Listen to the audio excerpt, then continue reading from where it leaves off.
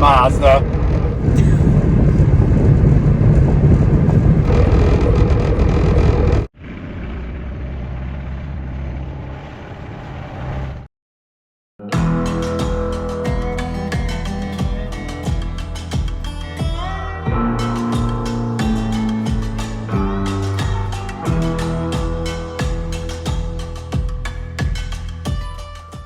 Yep, that's right. We bought a Mazda.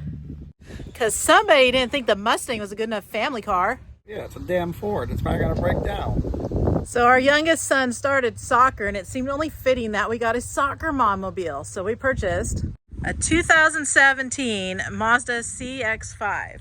Still working on a soccer sticker for the back though.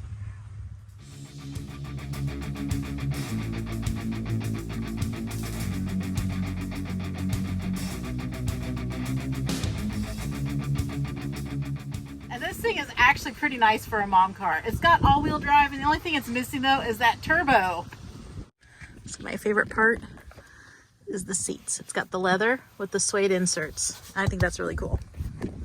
I know. You guys aren't here to watch Mazdas. You want to hear about the Dodge, so let's hear about the Dodge.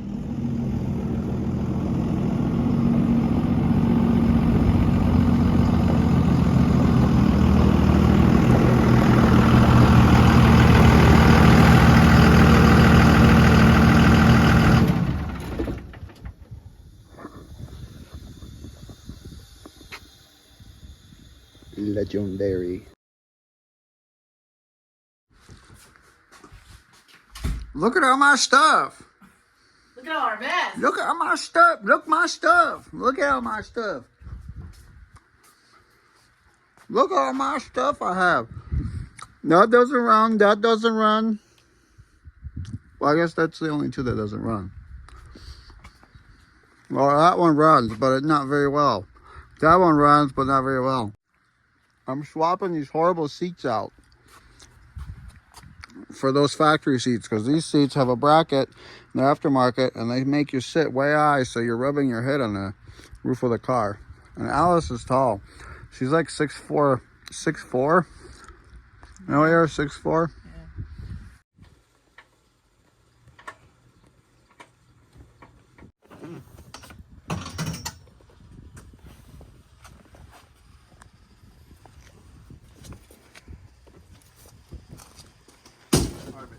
Well, set them side by side so I can take pictures to sell them. First big load for the Legendary with all them valves under the hood. So this truck is a 3/4 ton Dodge.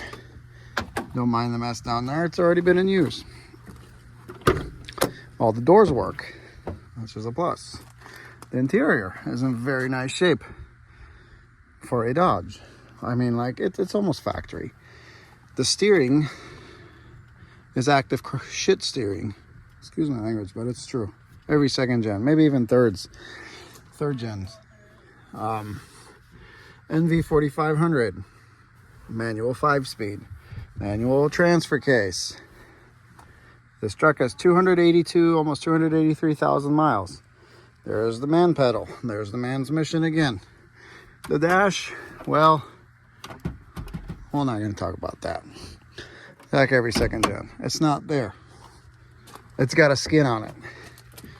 All in all, this truck's not in bad shape. It does have the typical California paint job. And they tried fixing it over here, but yeah, it's a solid truck though. Other than the California paint job, which I'm going to redo. I actually like this color. I love these wheels. They fit this truck perfectly. This headlight broke the other day, so I got it supported. These are like the cheapy LED. It's got LEDs, but those are like the cheapy aftermarket headlights. So I got to buy a new one of those. It's got upgraded suspension links. It's leveled out. I think it's like a 3-inch lift actually, so maybe it's not leveled out. I think it's about a 3-inch lift. But I believe the track bar, it's like a 3rd gen Dodge design with that drop bracket. The whole front end's been redone on it. It's got new ball joints on it. I think the tie rods maybe could get replaced, but other than that, it's not bad. And this is our steering box. stabilizer we put on. That really tremendously helped with the steering on this truck. It no longer looks like you're drunk going down the highway, or a little less drunk anyway. You second gen guys know what I'm talking about. So, solid axle truck, my favorite. And it's a beautiful looking truck. This side of the paint on it is really good. It's not that bad at all. It's got 355s in the back. These are 35s. So at the NV 4500, the 3 to 4 shift is a little bit tall, but it's a Cummins. It can handle it. It has the bulldozer tip dumped. Axle dump, I guess you could call it. All in all, it's a very clean truck. Very clean truck. I love the 8-foot bed. That never has to be made.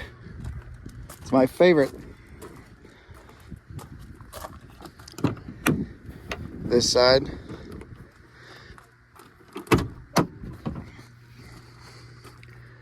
Looks pretty good. This is here because our children are little piggies.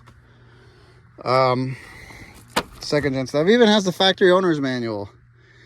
Again, the man's mission. Perfect. The only thing is my little deal up there. I think that's like a I know it's a thermometer, and it's outdoor temp, and it's a compass. It doesn't work. I'm gonna try to get a new one because I'd like to get that working so I can know what the temperature is outside. And here we have the legendary ISB 24 valve Cummins. Legendary. So this truck is mostly stock. That can right there, that's the exhaust brake. It doesn't work. It's probably missing some parts.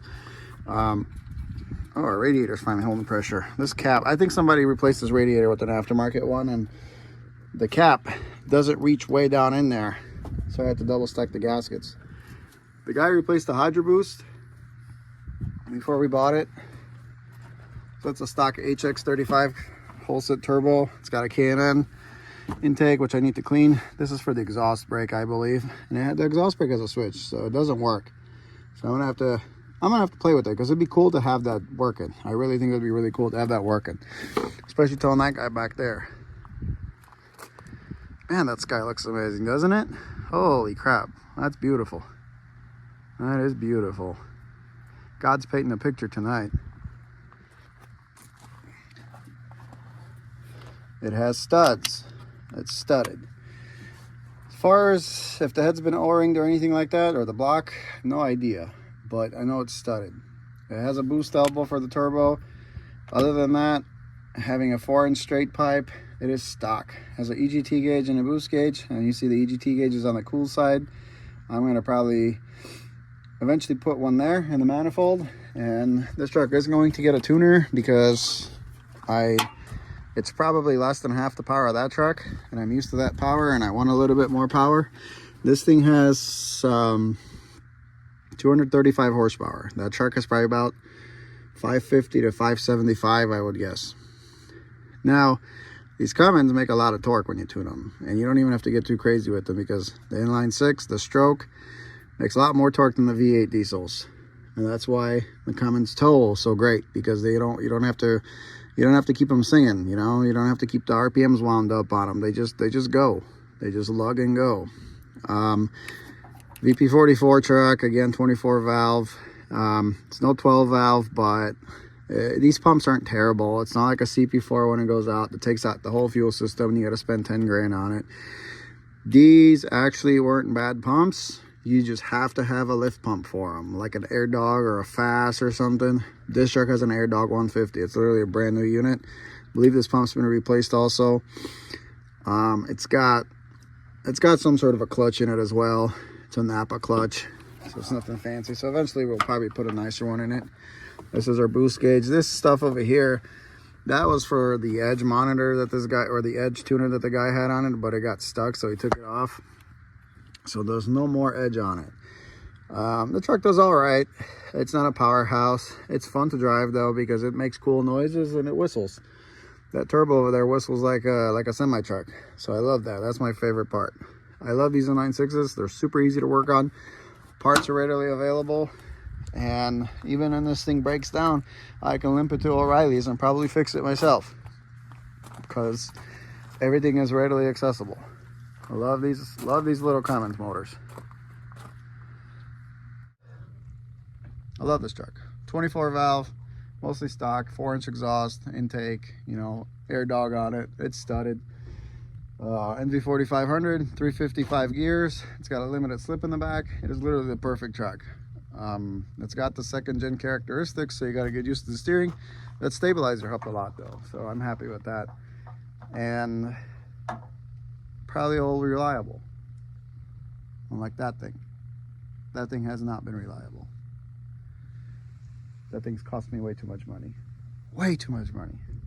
I do like it though. I like that truck. I like the way it tows and I like the way it drives. But I don't like how much it costs to fix. So anyway, it's a nice truck. I love this truck. We'll get the paint job done on it, make it look decent, and we're gonna haul that load tomorrow back to Tractor Supply. It's probably about 1,000 pounds. Plus the trailer is about another 1,000 pounds. So,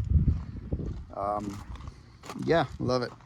I might have to replace the fan clutch on it, but that's like $100 part compared to like $600 on that truck, because it locks up and runs all the time, or sometimes it'll act like it's normal, but for the most part it won't. So I mean, right now, like it doesn't have a lot of resistance to it, and they're supposed to have resistance to them, so I feel that the fan clutch is bad, so I might replace that.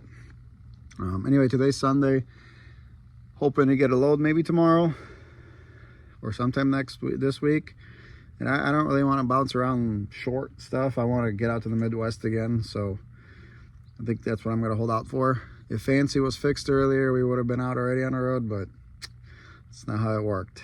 Not how it worked at all this week. So, all right, guys. Well, that's the skinny on this Dodge. That's actually a pretty sweet truck. No rust. I would have bought the one in Utah because it had a lot of cool parts on it. It had K27 turbo. It had 7x12 injectors in it. It had the high output pump. It had the Quadzilla adrenaline on it. It was the motor was completely rebuilt. It was O-ringed and studded. It wasn't an older guy that had it. Not older, 40s, 50s. And he was a family guy, really chill guy. Typical like Utah guy, you know. He showed me a lot of videos about the truck, but I think he just forgot to show me the rust on the back of the cab. And on the back of the cab, and I'll show you on this guy here, where the third brake light is right there, it was literally rotted all the way across.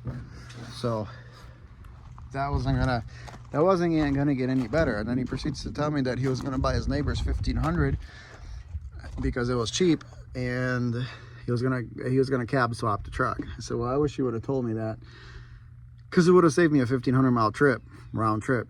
We didn't buy the truck because of that. It was just too rusty. I didn't want to deal with it. I saw the rocker. He showed me the rocker, but the rest of the truck was just way too rusty. It needed a map sensor. It wasn't building any boost at all, which isn't a big deal. I'll put a map sensor on it. And I know that the AC wasn't together, which the AC I could have put together then and there and, you know, bounced it home. But also the truck needed a hydro boost. The brakes were really stiff, and the power steering wasn't working right. It was like binding. So it was either the gearbox was completely out or the hydro boost was out. And I think it was the hydro boost, because the brakes were totally like really stiff. And on these trucks, they're not going to be like your newer trucks. They're going to be a little stiff, but not that stiff where you literally have to jam both feet on them to get the truck to come to a stop. So I'm very happy with this truck. The only problems with this truck is it's got the typical NV4500 30-year synchro issue. Grinds, so you got to kind of double clutch it, but eventually we'll address that too. It's not a big deal. As long as you can double clutch it or shift it a little bit slower, it's all right. So everything other than that works. I'm actually pretty pleased. I got the keyless remotes for it, and they work. For a 2nd gen Dodge, they work. So that's awesome. I like that. I like that. I like this truck a lot. It's like Fancy Hawk because it makes cool noises, and it's got decent power. And actually this truck does pretty good fuel mileage. And you know what, actually, I know I said this is my favorite thing,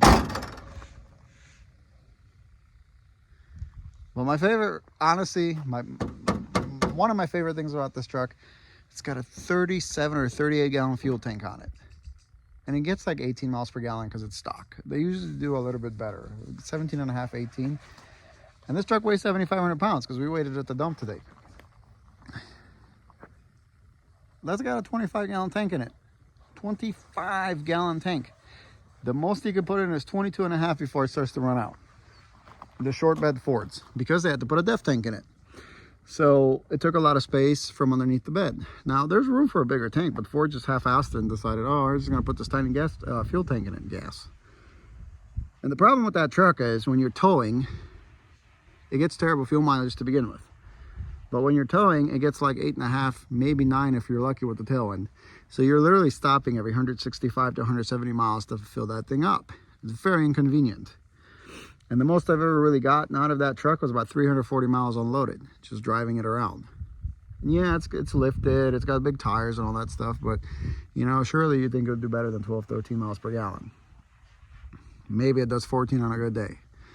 And I know it's a big V8 diesel, and I know it's got a lot of power, so I'm not going to complain about that. But my gripe with that truck is that small fuel tank. It is just stupid tiny and has no range on it. No range whatsoever when you're towing. So if you're in the market for a Ford, if you want to deal with the Ford problems, as in the CP4, which is the biggest issue with this truck, I'm not going to say the transmission's bad. Mine's probably a fluke, because the 6R140 automatics are a beast of a transmission. They can hold a lot of power, a lot more than obviously any Dodge automatic or even the Allison and the GMs. They're great transmissions.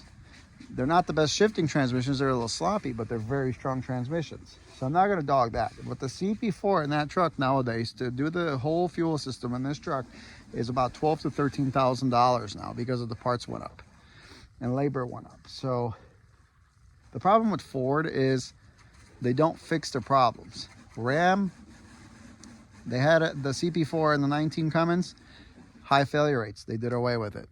GM did away with it also in the new L5P. And I want to say the later LMLs, maybe not. No, I think the LMLs all had a CP4. That's had a CP4 since 2011, and it still does. The 6.7 Power Strokes. Why doesn't Ford do anything about that? Because they're making money off of people. So that's my thing with Ford. Ford doesn't like to stand behind a lot of their products, and they're great trucks, but their service is something to be desired. Anyway, this guy's going to be going up for sale when I fix it. That's our new tow rig. Oh, I forgot one thing. Now we're legit Dodge guys. No way. I hate that look. Moose. Pick it up, pick it up, pick it up, pick it up. You see the drippy, I'm fitted up. Hop in my car and the giddy up. Secure the bag, yeah, I get the bus. Pick it up, pick it up, pick it up. You see the drippy, I'm fitted up. Hop in my car and the giddy up. Secure the bag, yeah, I get the bus. No, the truck's not squatting. It's just in the ditch. This did all right. I'm actually pretty impressed. The truck's slow, but it didn't really seem any slower with these panels on it.